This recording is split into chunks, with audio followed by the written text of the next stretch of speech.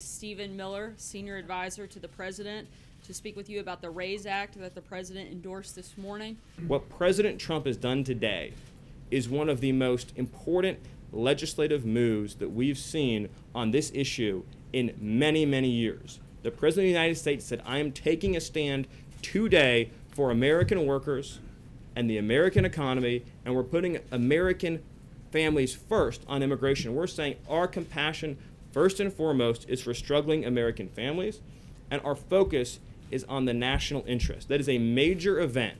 What you're proposing here, what the President's proposing here, does not sound like it's in keeping with American tradition when it comes to immigration.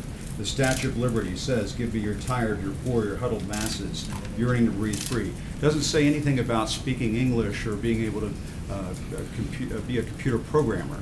Aren't you trying to change what it means to be an immigrant coming into this country if you're telling them you have to speak English?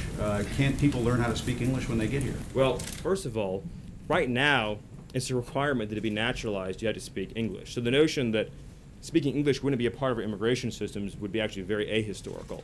Secondly, I don't want to get off into a whole thing about history here, but the Statue of Liberty is a symbol of liberty enlightening the world. It's a symbol of American liberty lighting the world. The poem that you're referring to that was added later is not actually part of the original Statue of Liberty, but more fundamentally, the history. But more fundamentally, you're saying the that history. That does not represent. I'm saying that. What I'm the saying that country the has always notion. thought of I'm as saying the notion that the. immigration coming into this I'm saying the country? notion. Stephen, I'm sorry. No, that sounds Jim, like, let me ask you a question. That sounds like some national park revisionism. Tell me what years meet Jim Acosta's definition of the Statue of Liberty poem, Law of the Land. So, but this Jim, this whole notion of, well, they could learn, they have to learn English before they get to the United States.